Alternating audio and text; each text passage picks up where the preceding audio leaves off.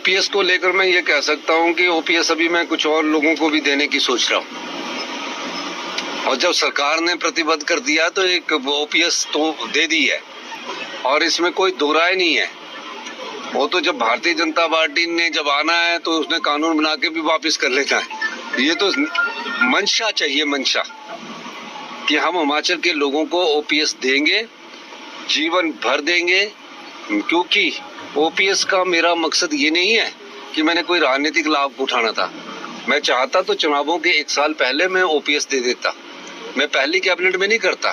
पहली कैबिनेट में देने का मुझे क्या नुकसान हो कि भारतीय जनता पार्टी ने 1600 करोड़ रुपया हमारा बंद कर दिया। बार बार पत्र लिखते कि यूपीएस में जाओ, यूपीएस में जाओ। मैं खुद कर्मचारी का बेटा हूँ। मैं जानता हूँ कि बुढ़ापे में सामाजिक सुरक्षा कितनी ज्यादा होती है। बेचारे बच्चे पड़ जाते हैं, पेंशन से उनके आगे पोते पड़ जाते हैं। तो ओपीएस तो हमारी सरकार कभी हटाएगी नहीं।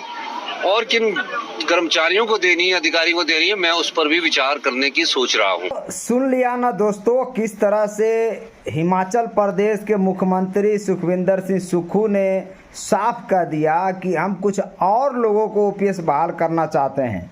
अभी जितने लोगों को बहाल किए हैं, जहाँ दोस्तों जो हिमाचल प्रदेश के सरकार है, कांग्रेस की सरकार, उन्हें साफ कर रखा है कि ओपीएस हम दे रहे हैं और पहली कैबिनेट में हमने दे दिया। और जिसके कारण केंद्र सरकार ने 1600 करोड़ रुपया हमें नहीं दिया और लगातार पत्र लिखकर बोलता है कि इसे लागू करिए, तब हम आपको यूपीएस लागू करिए, तब हम आपको 1600 करोड़ रुपया देंगे। सोचिए कितना बढ़िया षड्यंत्र चल रहा है हिमाचल प्रदेश सरकार में। केंद्र सरकार के दबाव है कि आप अगर यूपीएस लागू करेंगे तब हम आपको 1600 करोड़ रुपया देंगे। और सुखविंदर सिंह सुक्खू ओपीएस पर अड़े हैं और पहली कैबिनेट में ही उन्होंने अनाउंसमेंट कर दिया, लिख दिया, साइन कर दिया। जहाँ दोस्तों यानी हिमाचल प्रदेश में ओपीएस था, ओपीएस है और ओपीएस ही रहेगा। ये बहुत अच्छी खबर है। प्लस जो सुखविंदर सिंह सुक्खू सरकार, उनके पिताजी भी नौकरी करते थे, यानी वो कर्मचारी के बेटा है, इसलिए कर्मचारियों का दर्द समझता है।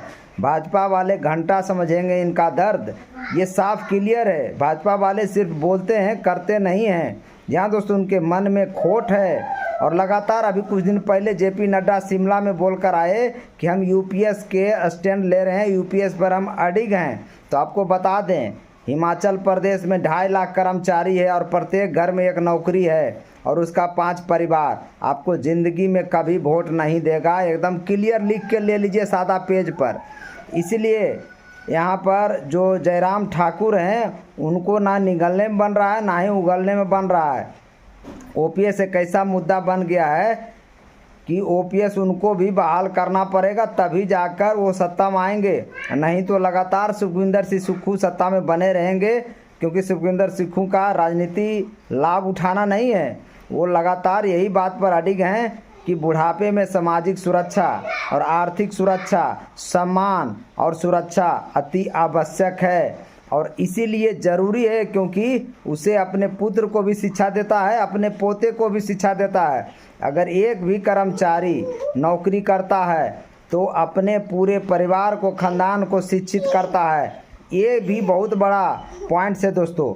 और सामाजिक सुरक्षा की गारंटी है ओपीएस में। यूपीएस एनपीएस सिर्फ छलावा है, क्योंकि बाजार बेस है, ये आपको और हमको सबको पता है।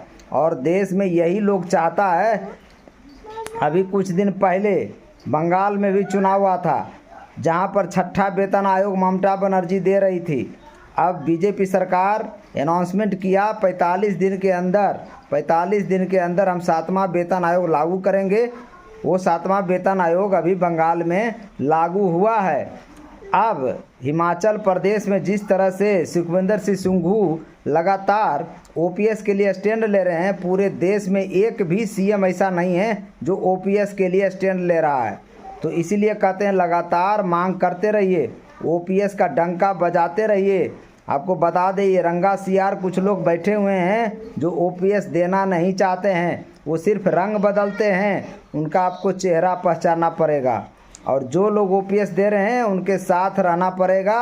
और आने वाले दिन में ओपीएस की लड़ाई और तेज़ करने की ज़रूरत है। क्योंकि विजय कुमार बंधु जन जागरण यात्रा अभी आप कर रहे हैं, आपको पता है विजय कुमार बंधु 12-14 साल से लगातार लड़ाई कर रहे हैं 2013 से, और परमानेंट में इनका टेवा बना शायद जब से लगातार। आप सोचिए ओपीएस की आवाज़ लगातार उठा रहे हैं, ना किसी नेता से बिके ना किसी के हाथों में बिके, लगातार अभी भी धूप में जहां भी हो जाना हो वहां पर जाकर आंदोलन कर रहे हैं विजय कुमार बंधु। इसीलिए कहते हैं ओपीएस का जो भी लोग आवाज़ उठाता उसका साथ दीजिए और मेरे चैनल को भी साथ दीजिए, मेरे चैनल को भी सब्सक्राइब करिए।